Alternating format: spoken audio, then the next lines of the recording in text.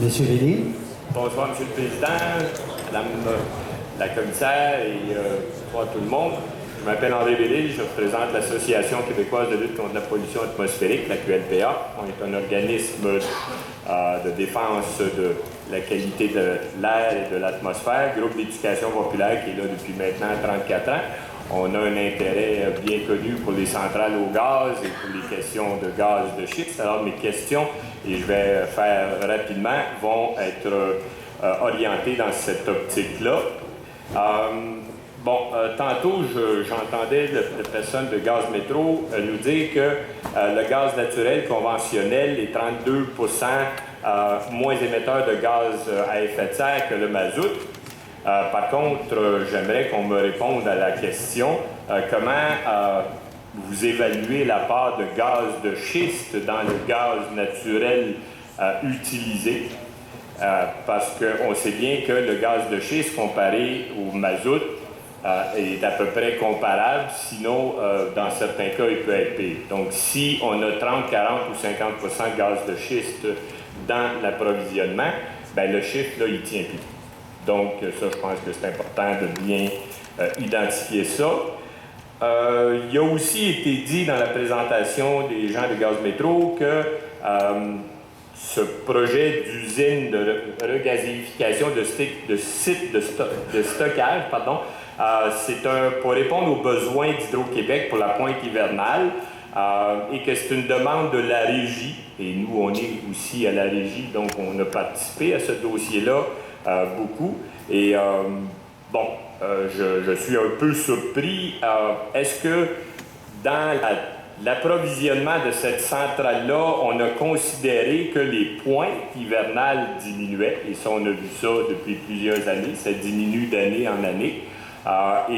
Jusqu'à quelle date ou à quel moment comptez-vous approvisionner cette usine-là? Ensuite, il a été dit aussi que les gens de Gaz Métro... je crois que vous posez beaucoup de questions. En principe, on en a droit à deux. Alors, là, c'est pas deux listes, là, M. Vélin. Ah, excusez. C'est deux questions. Là, vous en avez deux bonnes. On peut commencer par celle-là? Bien, si vous voulez. D'accord. Alors, la première question, je l'adresserai à M. Saint-Pierre, c'est quel est le pourcentage de gaz de schiste qui se retrouverait dans l'approvisionnement du réservoir? En fait, Monsieur le Président, je crois que cette question-là s'adresse plus aux distributeurs. En fait, le projet, tel qu'il a été présenté, on va utiliser du GNL, on va le stocker, on va le regazéfier, donc on n'a pas vraiment les données au niveau du réseau. Donc, j'adresserai peut-être plus cette question-là aux représentants de Gaz Métro. Alors, représentant de Gaz Métro. Bonjour, Monsieur le Président. Alors, je pense que pour donner une réponse le plus claire possible, j'aimerais pouvoir m'appuyer sur un document PowerPoint qui présente les approvisionnements gaziers de l'ensemble de notre réseau chez Gaz Métro. Donc, si vous pouvez prendre sur la clé USB que je vous ai donnée, la présentation qui s'appelle « Approvisionnement gazier ».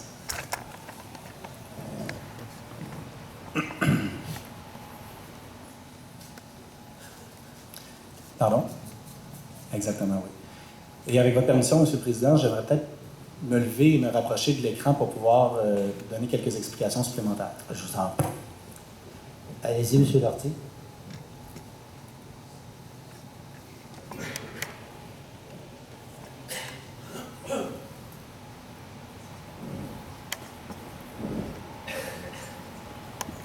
Donc, si je comprends bien la question, c'est quel est le pourcentage de gaz de schiste dans l'approvisionnement du réseau gazier de Gaz Métro et donc dans le gaz naturel qui se retrouve dans le projet du promoteur?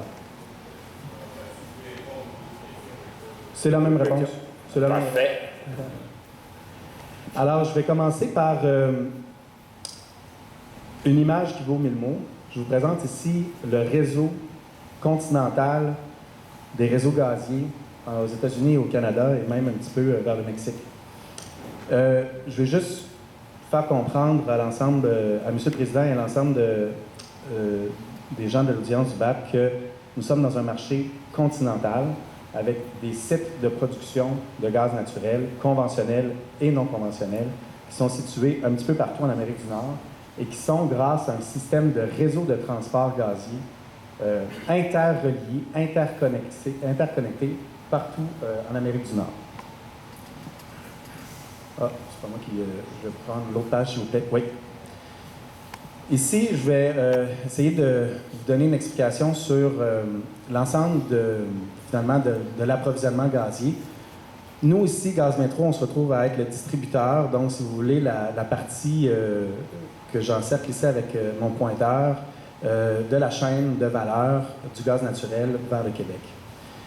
Donc, nous opérons un système de distribution avec des postes de livraison et des postes de détente vers l'ensemble de notre clientèle.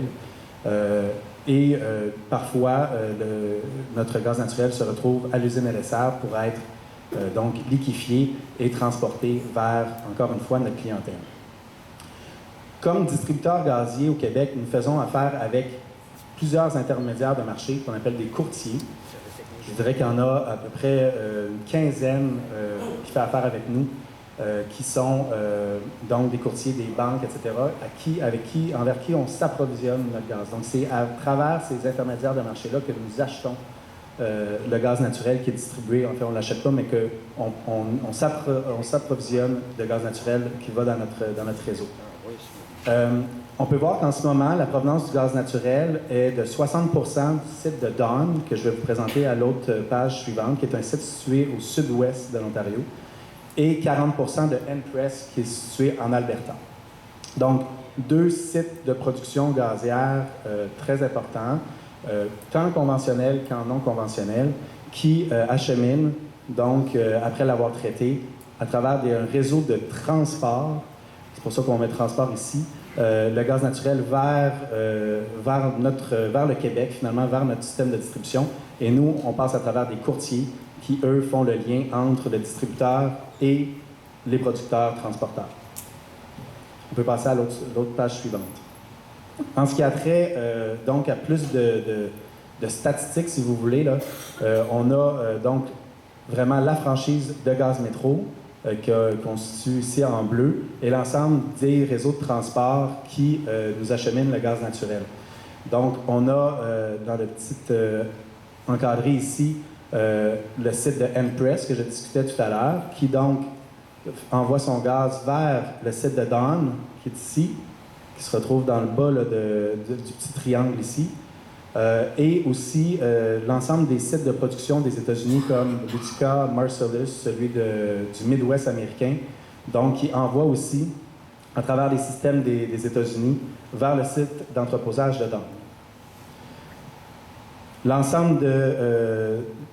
L'ensemble des besoins gaziers, donc on a les statistiques ici, quels achats sont faits en ce moment, dans l'année 2015 à Empress et quels achats sont faits à Dawn. Grosso modo, ça revient encore aux 60 de Dawn et de 40 qui vient de ECHO en Alberta, Empress en Alberta. Donc, vous comprendrez que répondre quel est le pourcentage de gaz non conventionnel qui se retrouve dans notre réseau est tout simplement impossible pour nous de répondre précisément à cette question-là. Il y a plusieurs études qui essaient de voir cette question-là, mais malheureusement, nous, on n'est pas capable d'y répondre. On a des sites qui mélangent l'ensemble de cette molécule-là et dans les sites d'entreposage, une fois qu'il est rendu dans notre réseau à nous, on ne peut pas savoir la molécule si elle émane d'une production conventionnelle ou d'une production non conventionnelle. Je vous dirais que une des études que j'ai pu lire, moi, parce que je m'intéresse au sujet, autant que vous, c'est celle de l'Agence de l'énergie américaine qui dit qu'en ce moment, la production totale de gaz naturel aux États-Unis est à 40 de production non conventionnelle et 60 conventionnelle. J'ai essayé de retrouver les mêmes statistiques pour la production canadienne. J'ai pas trouvé de source. Je pense que vous pourrez peut-être échanger avec nous pour nous informer davantage. Moi et l'équipe de recherche, on n'a pas trouvé vraiment de source crédible sur le pourcentage de production conventionnelle et non conventionnelle qui est en ce moment en Alberta. Et le tout est mélangé dans les sites d'entreposage pour être acheminé vers nous. Alors là, la molécule qui est consommée ici au Québec qui est stocké dans le projet du promoteur. Malheureusement, c'est très difficile pour nous, là. Et je vous dirais que ça change probablement chaque jour selon les différents flux d'offres et demandes gaziers et les différentes saisons qu'il y a. Donc, c'est la réponse que j'ai pour vous. Quand vous dites non conventionnel, vous voulez dire gaz de schiste. Je pense que je ne suis pas un expert en production. Quelle est la différence entre conventionnel et non conventionnel? Oui, je vous dirais que l'utilisation de la provenance du gaz dans les schistes est de définition non conventionnelle, effectivement. Alors, si on n'a pas une idée de ce qui transite côté canadien, on peut prendre, j'imagine, comme étalon de mesure, la production. Quelle est, en volume global, la production canadienne conventionnelle et non conventionnelle? Comme je vous disais tout à l'heure, je n'ai pas d'informations. Même pas la production? Non, effectivement, on n'a pas de source de données fiable, crédible, avec des données intègres, là, qui est capable de nous donner une division entre la production conventionnelle et non conventionnelle en Alberta. Là, vous parlez de l'Alberta, mais est-ce que l'Office national de l'énergie a des statistiques là-dessus? Sur Gaz Métro, ne connaissent pas la provenance de ce qu'ils achètent. En fait, comme je vous l'ai démontré, je pense qu'on connaît la provenance de ce qu'on achète. Est-ce que ça vient de production conventionnelle ou non conventionnelle? On n'est pas capable d'avoir une réponse claire là-dessus, puisque, comme je vous dis, on essaie de retrouver des données sur ces choses-là. C'est très difficile pour nous d'y voir clair dans l'ensemble des données. Comme je vous dis, je voudrais faire encore à l'étude américaine, qui, elle, est une source, là, je crois, très intéressante, où on voit que en ce moment, là, en 2012, la production au niveau américain était rendue à 40% de shale. C'est une étude de l'Agence d'énergie des États-Unis. D'accord, c'est votre réponse.